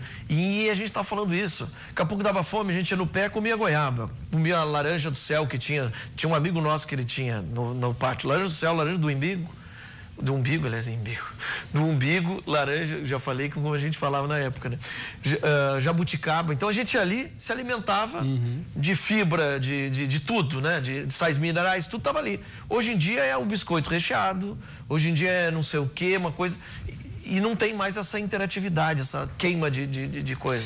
E é interessante ter falado isso, porque recentemente a Assembleia Legislativa aprovou um projeto de lei implementando a necessidade e a obrigatoriedade das cantinas das escolas terem frutas no seu cardápio, substituindo os carboidratos. É sempre muito bem-vindo uma medida como essa. A fiscalização, a gente sempre fica desejando que seja a melhor possível e tomara que em breve as cantinas possam se adaptar. A gente tem que levar em consideração, por exemplo, as cantinas estaduais, né? Vivemos uma crise sem precedentes na economia do Estado que talvez tenhamos essa dificuldade de executar essa situação. Mas, sem dúvida alguma, nós não podemos ser só nostálgicos, nós temos que fazer uma comparação saudável, porque há pouco se entrevistava aí um artista plástico que ontem eu escutei um programa que ele participou, que ele fez uma observação muito importante que vem ao encontro do que a gente está conversando, que as tecnologias cresceram tanto que entraram para dentro das nossas casas. Se pensava lá atrás, na década de 60, 70, que as tecnologias iam nos dar mais tempo livre. Porque, de repente, fazer um pão, ao colocar numa máquina de pão, nos desse tempo para aproveitar com o pai, com a mãe, com o filho, né? Podermos socializar mais. Só que hoje a gente nunca teve tanto recurso tecnológico dentro das nossas casas e nunca nós tivemos tão pouco tempo para os outros. É que nós somos reféns dos celulares, total, né? E das tecnologias, da tecnologia e tal. E isso aí repercute no ganho de peso, sem dúvida alguma. Porque necessariamente, ao abrir mão de estar fora de casa, de fazer atividades, nós não vamos conseguir gastar aquilo que a gente precisa. E isso que a gente conversou também, que fica uma ilusão na cabeça dos pais, assim, tá em fase de crescimento, ele pode comer mais açúcar, ele pode comer... Se pratica esportes, ainda vai lá. Agora, se não pratica esportes, vive no videogame, vive da escola para coisas... Isso é ilusão, né, doutor? Isso vai causar uma bomba de doenças dentro do corpo dessa... É ilusão. Em 2009, nós tínhamos aproximadamente 12,8%, 12,9% de crianças em 5 a 9 anos com índices de obesidade. Né? Hoje nós estamos pensando que já em 2019 vamos ter 20%, né, de crianças nessa faixa etária, já com sobrepeso, transitando para a obesidade. O senhor já pegou algum adolescente, um jovem no seu consultório com colesterol alto? Já acontece isso? Sim, acontece. Acontece e tanto o Ministério da Saúde quanto as operadoras, né, de saúde entenderam que esse grupo tem que estar para o tratamento, tem que ter à disposição o tratamento definitivo, que seria a cirurgia. Hoje nós temos uma resolução muito clara em relação a isso, a partir dos 16 anos, se adequando naquele IMC que eu falei no início da nossa conversa, ele já pode sim estar apto a fazer a cirurgia bariátrica. Bom, aí o senhor vai analisar todos a questão. Bom, essa criança aqui está com essa obesidade, não pratica esportes, não tem tendência a praticar esportes, porque também os pais, é outra cultura, não tem jeito, é só cirurgia mesmo que vai fazer baixar os níveis. Muito boa a tua pergunta, Rogério, porque assim, existem alguns critérios além do IMC. O IMC é um critério pontual para nós identificarmos que o indivíduo está obeso. Sim. Mas, por exemplo, conversávamos também que a dieta orientada, atividade física, por pelo menos 2 anos, sem os resultados, né, positivos, obesidade presente já na pessoa por pelo menos 5 anos, certo? E aquela faixa de IMC entre 35 e 40 com comorbidades, aí está indicada a cirurgia. Nunca a cirurgia é delegada como uma primeira opção. Sim. Porque o resultado da cirurgia depende muito desse conjunto de fatores que eu falei, dieta, atividade física, ele vai ter que fazer. Então, se ele não ainda realizou esse tipo de atividade, a gente tem que lançar mão disso. Porque mesmo fazendo a cirurgia, ele só vai conseguir os resultados persistentes da cirurgia cuidando da alimentação e fazendo uma atividade física adequada. Bom, se você ligou a TV agora, nós estamos falando sobre obesidade. E a obesidade é aquela, não uma simples obesidade, mas é uma obesidade que traz complicações, ainda mais no momento dos tempos que nós vivemos hoje, para as crianças, para os adolescentes. E eu estou aqui com o Dr. Juliano Chibiaque, cirurgião do aparelho digestivo. Chibiaque é o quê? Eu acho que é daquela volta da Argélia, daquela volta da Ásia Menor. Aquela volta é boa. Não, tem Chibiaque. Esses dias eu fui a Rio Grande, encontrei um Chibiaque lá, ele me deu várias teorias, assim. Mas que nem o meu, né? Forcolém, todo mundo acha que é italiano, mas não é italiano, é francês. Né? É, porque sou italiano, é Forcolém, eu sou uma coisa meio... Mas não é francês. Eu quero só saber da minha produção, nós temos mais um bloco com o doutor, né? Então vamos fazer um breve intervalo comercial aí? Não tem? Vamos continuar então. Bom, doutor, aí identificado toda essa questão, a criança está em fator de risco já, porque essa ilusão, como a gente já falou, está em fase de crescimento, não custa dar mais uma batatinha, dar não sei o quê, essa alimentação totalmente desregulada, que nós estamos comentando também, que quando a gente via aquele café da manhã, aquele breakfast dos Estados Unidos e se apavorava, né? Poxa, Deus me livre, sair comendo de manhã, isso, os caras são loucos, agora nós estamos comendo. Tem na nossa... O hotel é só isso que você acha. Mudou, né? A sociedade mudou, né? O poder aquisitivo da sociedade brasileira acabou aumentando e necessariamente ela vai para situações como essa. É um tipo de alimentação mais voltada ao carboidrato, né? Dificilmente se vai para fibra. Quando tá com mais dinheiro, vai... Quando tá com mais dinheiro, tu vai comer carne e vai comer carboidrato, né? Existe até um balizador da Organização Mundial do Comércio, que é quanto de proteína tu consegue consumir ao ano, quantos quilos de proteína tu consegue consumir ao ano. Aí é questão de... Porque é carne. A gente não faz churrasco todos os dias nas nossas casas, né? Por quê? Não porque a gente não tem tempo, não, porque é caro. Tu vai comprar 1 quilo de picanha todos os dias, no final do mês a gente vê a conta, né? Então, isso é um balizador da Organização Mundial do Comércio. Tu falavas em relação à criança. Em relação à criança, de fato, assim, ó, nós temos um entendimento, a sociedade médica tem um entendimento que, com certeza, a criança já com sobrepeso, ela tem que ter um acompanhamento mais próximo, principalmente para ver como é que está sendo o desempenho dela em relação às atividades na escola e em relação ao consumo nutricional na escola e traçar um paralelo com a casa. A casa tem que reproduzir aquilo que é ensinado para ela na escola e vice-versa, né? De maneira positiva.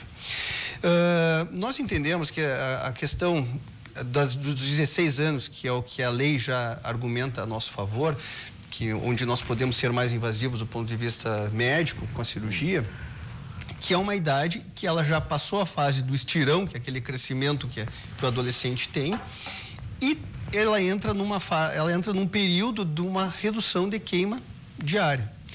Todos nós temos uma taxa metabólica basal. É o que a gente precisa para sobreviver durante o dia. Sim. Acontece que, ao longo do tempo, nós vamos envelhecendo e essa taxa metabólica vai mudando. Então, aquela janta que tu fazia aos 16 anos com ovo, feijão, arroz, né, massa junto, aos 35 não dá para fazer. Né? De vez em quando eu faço isso. Mas dorme mal. Dorme muito mal. Dorme mal, porque o aparelho digestivo, ele lê de uma maneira diferente a absorção, né, em relação à oferta. Essa criança, de fato, se ela não tiver condicionada a ter uma queima calórica necessária, paralelo com essa taxa metabólica basal dela, ela vai ter um ganho de peso. E necessariamente esse ganho de peso, ele vai se acumulando. Então, de fato, assim, como nós podemos mudar nas crianças isso?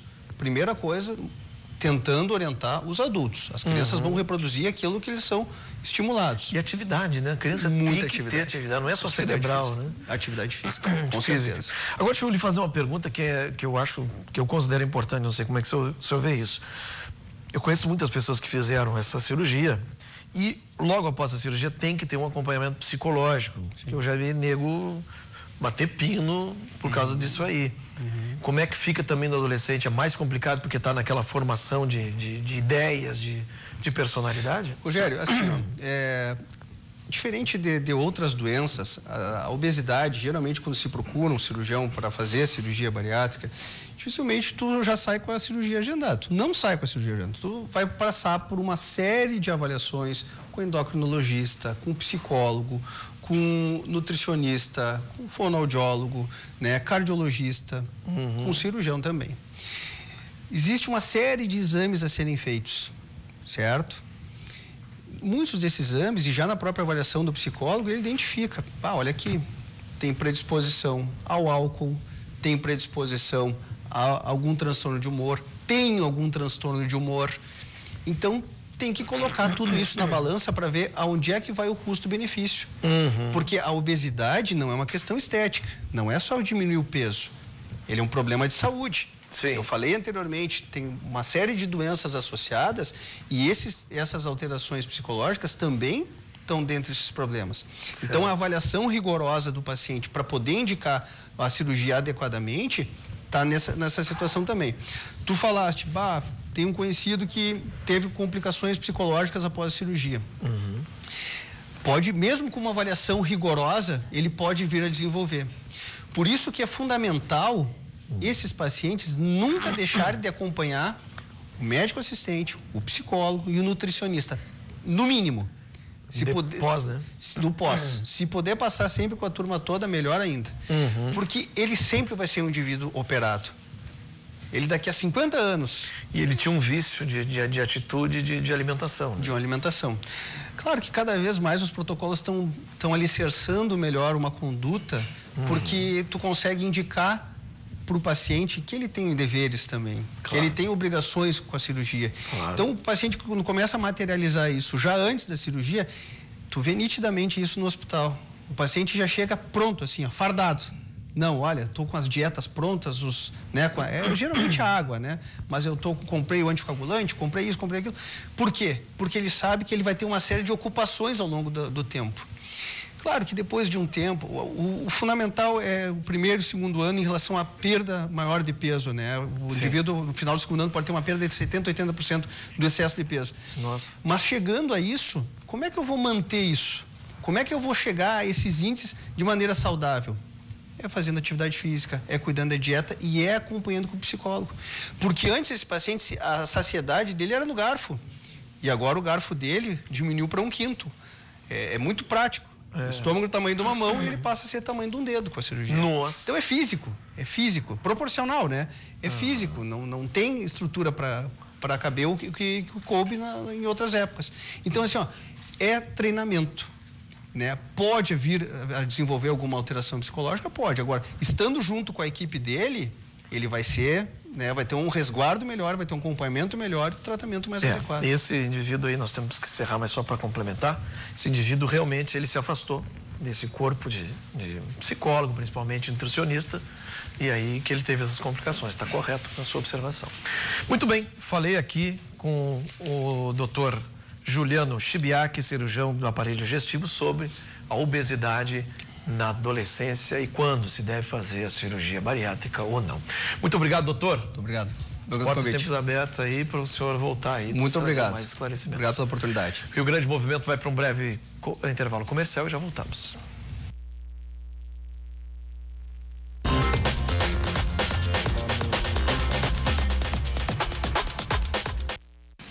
O Rio Grande em Movimento está de volta e esse final de semana foi movimentadíssimo aqui em Porto Alegre, principalmente no domingo, porque tivemos o Grenal. E além do Grenal, é claro, o acampamento Farroupilha, o pessoal na Orla do Guaíba, então Porto Alegre estava assim, ó, nesse domingo. E claro que a RDC está participando agora das coberturas esportivas e participou da cobertura do Grenal. Vamos dar uma olhada como é que foi. A RDC foi compartilhada com os torcedores colorados e gremistas, iniciando na Arena e terminando no Beira-Rio. Quem ia chegando ao estádio era recepcionado pelas promotoras divulgando a nossa ação de marketing. Antes e durante o clássico, os torcedores participaram da campanha da RDC nas redes sociais.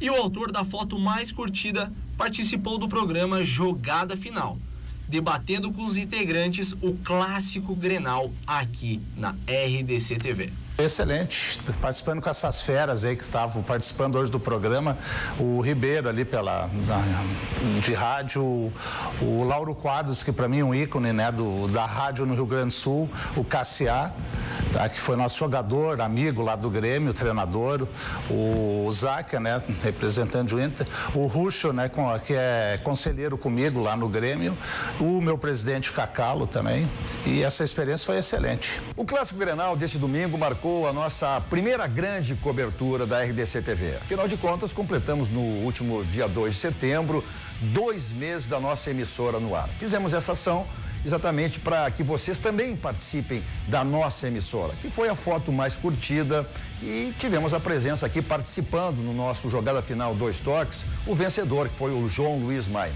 Nós queremos que vocês façam que nem ele, participem das nossas plataformas digitais e aí certamente vocês estarão junto conosco também aqui, porque o nosso objetivo é exatamente esse. Vocês são os grandes responsáveis pela nossa emissora. Então participem, nos acompanhem através do Instagram, RDC Digital, da nossa página do Facebook, enfim, de todas as nossas plataformas, para que a gente possa estar juntos aqui na nossa RDC TV.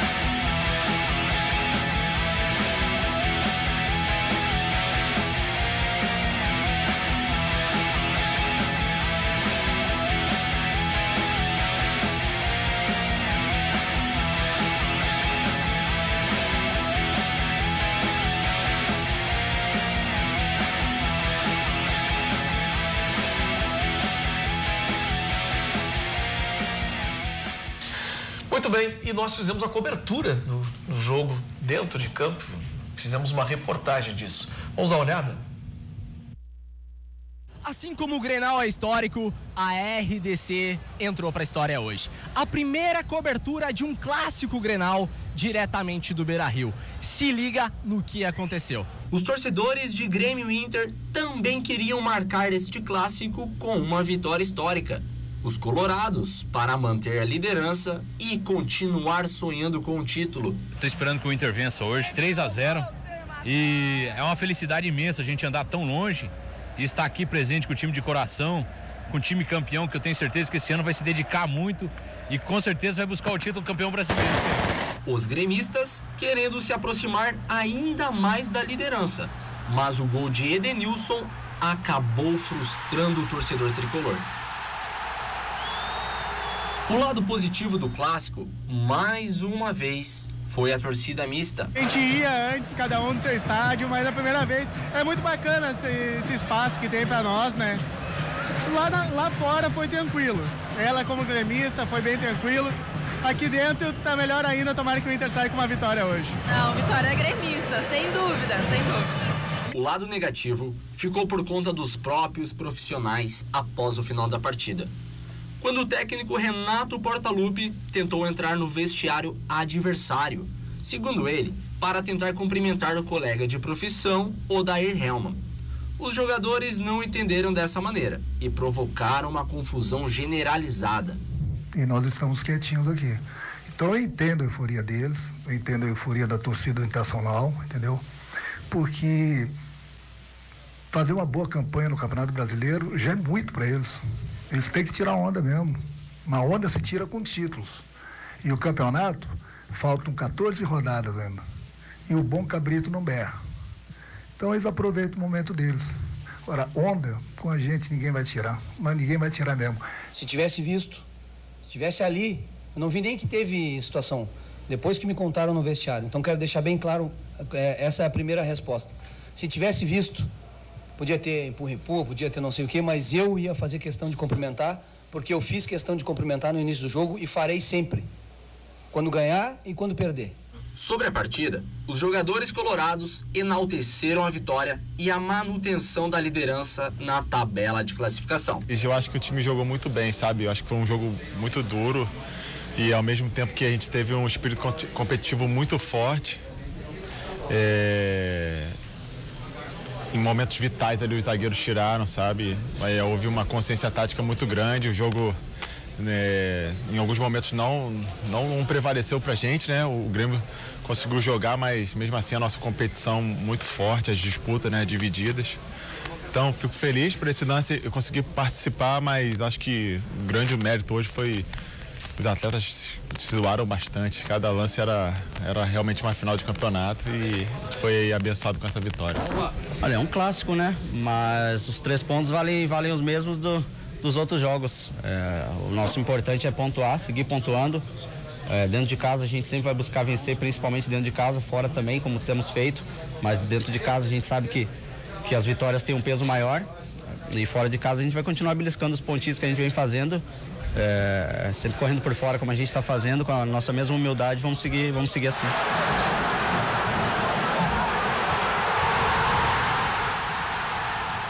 Eita, Internacional! Agora, Fabiano Brasil, que está aqui comigo, tudo bem?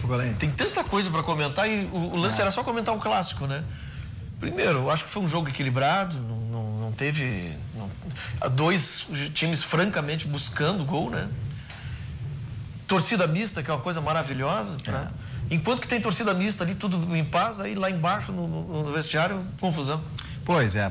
Bom, mais uma vez, obrigado, Procolém, pelo convite. Sempre bom estar aqui com vocês para falar sobre o futebol e sobre o Clássico Grenal, que foi, sem dúvida nenhuma, o que mais interessa. Agora, não teve nada de surpresa quanto eu imaginava, e falei aqui para você, Forcolém. Imaginava um Grenal realmente disputado, um Grenal de meio campo, a gente está vendo aí os lances, até porque as duas defesas são as duas melhores do campeonato. Imaginava um jogo de poucas chances, como foi, principalmente no primeiro tempo, e venceu quem ganhou no detalhe e quem errou também no detalhe, porque o gol do Edenilson mostra realmente a falha da defesa do Grêmio, ele sozinho para cabecear no cruzamento que veio da esquerda lá do Wendel, e mostra mostra que a dupla Grenal, mesmo que o Grêmio tenha jogado aí sem jogadores titulares como o Jael, o Everton, o Kahneman e o próprio Maicon, que é o capitão, tem sim um bom grupo e fez, é claro, a sua partida de tentar mostrar o seu futebol a partir das saídas do Internacional, alguma coisa de contra-ataque. Tá aí o gol, a falha da defesa do Grêmio é incrível, ele vem lá da meia-lua sozinho para concluir e fazer de cabeça o gol da vitória do Inter. Agora, o que é importante dizer, viu, Forcolém? Depois desse gol, aí o Grêmio acordou pro jogo e foi para cima. E aí o Marcelo Lomba se destacou sendo um dos grandes nomes do jogo, fazendo pelo menos 2 interceptações que foram importantes.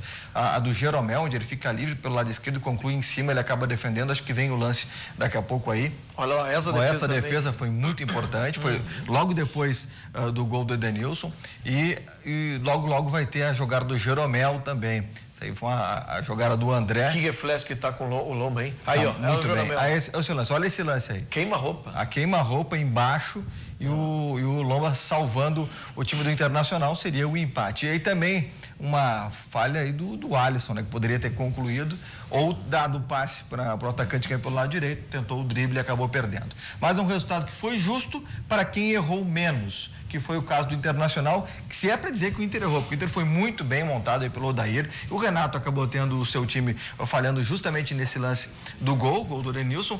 E sobre o episódio pós-jogo, Forcolém, eu lamento que tenha acontecido essa confusão toda, porque se fora do gramado, né, nas arquibancadas a gente não viu confusão, dentro teve esse problema, mas ao mesmo tempo eu procuro diminuir esse tipo de situação. Aconteceu o ponto, essa discussão fora de campo, ela acaba sendo importante em alguns momentos, e a gente até reclama que o futebol está muito chato, porque não tem mais aquela provocação, e acho que tem que minimizar isso, não dizer que é pessoal, que é isso ou aquilo. Aconteceu, o Renato cutucou o Inter, disse que o Inter já está fazendo por merecer, que já faz muito, melhor dizendo, estar na liderança do campeonato, que tem que tirar onda quanto a isso, mas que tem que ter título e tal. Do outro lado, o Odair, como sempre, um gentleman, disse que cumprimentaria o Renato sem nenhum problema, mas que de fato, para mim isso é pequeno. A gente não pode bater nisso. Vamos enaltecer o futebol, foi um Grenal bem jogado, não foi um grande clássico de grandes atuações ou de grandes oportunidades. É clássico, né? É clássico e ganhou realmente quem teve mais êxito nas suas jogadas. Ok, Fabiano. Obrigado, querido. Obrigado, Roberto. Um abraço sempre aumentando aqui. Roger Forcolém. Nós vamos para um intervalo comercial e já voltamos com o Rio Grande Movimento.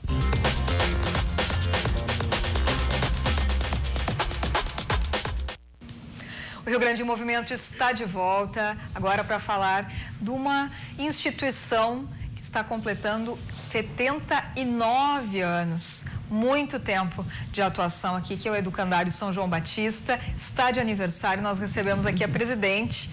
Tudo bem, Eveline Streck? Bom dia, bem-vinda. Bom dia, Lilian. E obrigado pela oportunidade de poder falar do Educandário São João Batista. Bom, a instituição aí, uma das mais antigas, né, em atuação aqui. Principalmente para deficientes, né, que ela é uma instituição que atende a criança deficiente e foi fundada em 1939 pela Deia Cufal. E naquela época a deficiência vinha da paralisia, né? A gente achava que a paralisia estava erradicada, mas agora está voltando. Quando se dizia paralisia erradicada, ela passou a atender crianças com outras deficiências físicas, mas que acarretam também deficiências mentais. Pois é, no início, então, a instituição ela era mais voltada para os portadores de poliomielite, né? Sim. E aí depois, com o tempo... Depois, como se dizia, erradicada, e agora, para surpresa da gente, está voltando, né? As crianças passaram a ter deficiências, que são os PCs, que também são a partir da paralisia cerebral. Quantas crianças e adolescentes são atendidos atualmente? Atualmente, 180 crianças e adolescentes são atendidos na instituição, recebendo tratamento clínico, né? E também escola especial. Bom, a instituição, o aniversário mesmo é que dia? O aniversário, na real, no dia 26 de setembro. Né? Mas nós vamos comemorar o dia 25 de setembro como é o mês também Farroupilha, com uma missa crioula. Pois é, eu ia perguntar então agora a programação, né? Tem uma programação bem extensa aí do aniversário, dia 15 já tem... Dia 15 tem um baile, né? Mas nós estamos com uma programação que começou dia 1º, né? Nós estamos no Parque Farroupilha, né? No estande da Barão, são 2 estandes da erva Barão, que eles fazem o mate, fornecem a água e a pessoa, é um mate chamado de mate solidário, e a pessoa paga 50 centavos, que é revertido para o Educandário de São João Batista. Isso está acontecendo desde o dia 1º e vai até o dia 20. Né? Das 9 horas da manhã às 9 da noite a gente fica lá. Depois, então, a nossa programação, nós temos no meio um baile dia 15 no Professor Gaúcho. Temos também dia 12 agora um chá na paróquia, porque ali a paróquia onde nós estamos situados, perto do Educandário, também foi fundado pela Deia Cufal. Né? Então, eles fazem um chá dia 12 também, em benefício do Educandário. E aí, dia 15, tem o jantar baile no Clube do Professor Gaúcho. No Clube do Professor Gaúcho. E vai ser uma balada retrô, né? Sim, vai ser anos 60, até com uma banda, anos dourados, né? Tá ali, ó, o convite, ó, às 8 da noite, no Clube do Professor Gaúcho. E... depois, dia 25, a missa crioula. Tem a missa crioula com o Padre Jaime. E dia 26 e 27 começa o nosso acampamento Farroupilha para as crianças, porque elas não têm condições com a cadeira de roda de ir ao acampamento, porque ele não tem uma grande acessibilidade, tem brita, tudo que dificulta o cadeirante, né? Então, a gente faz para que as crianças também conheçam os costumes do Rio Grande, então a gente faz dentro do Educandário um acampamento. O próprio Educandário, que legal. Sim. Agora a gente tem um vídeo aí, vamos assistir? Vamos. Vamos assistir então.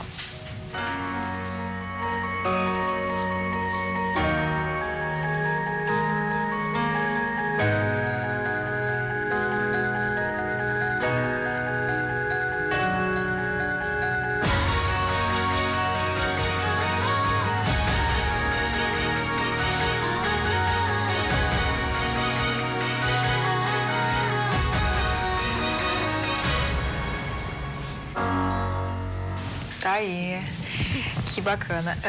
Então a programação é realmente bem extensa. Bem extensa. Agora no mês de setembro, que é o mês de aniversário, a gente sempre procura de todas as maneiras levar o nome do Educandário para aquelas pessoas que não conhecem, porque nos ajudem. Tem muitas maneiras de participar.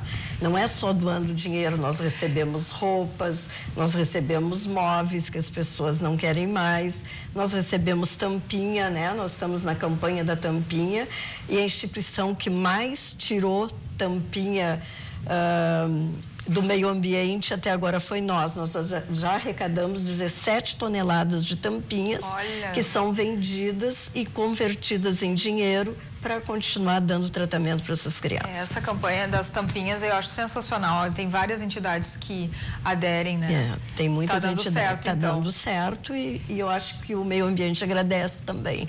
Então a gente faz duas coisas. Uma ajuda o Educandário e a outra ajuda o meio ambiente. Como é que o pessoal pode doar tanto as tampinhas como levar também os materiais? Pode ir pessoalmente? Pode ir pessoalmente, pode telefonar para o Educandário, porque atualmente com a crise nós estamos sem motorista para ir buscar essas arrecadações. Mas a gente tem posto de coleta de tampinha, eles podem ligar para o telefone do Educandário, né? A gente indica onde é que o senhor mora, qual é o lugar mais próximo.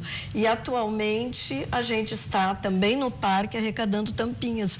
Quem está indo ver os festejos dos gaúchos no parque pode ir aos estandes da Barão e nos entregar as tampinhas. E as doações em dinheiro também, ali estão as contas. O depósito pode ser feito nas agências do Banrisul, conta do Banrisul, da Caixa ou do Banco do Brasil.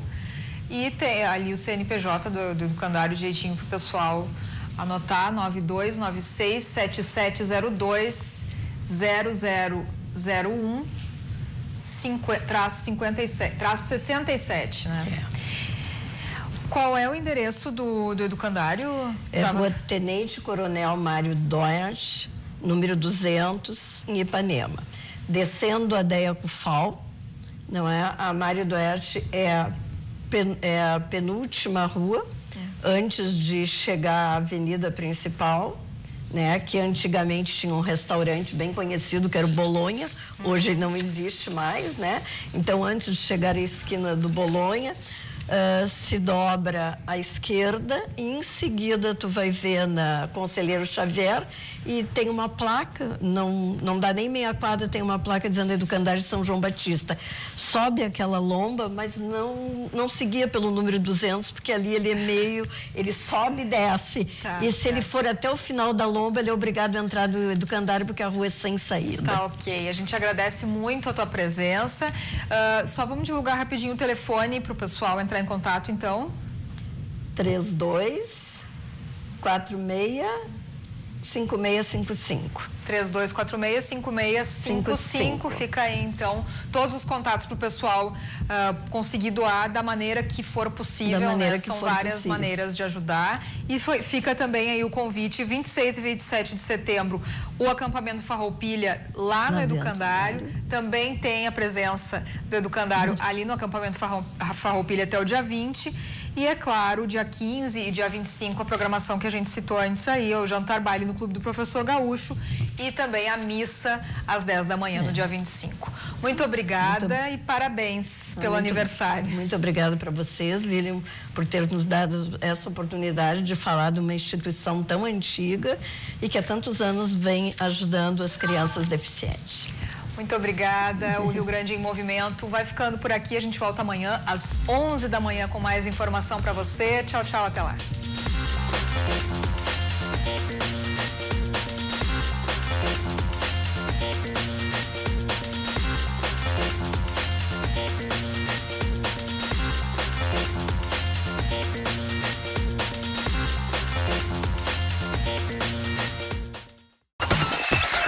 RDC TV. O Rio Grande se conecta aqui.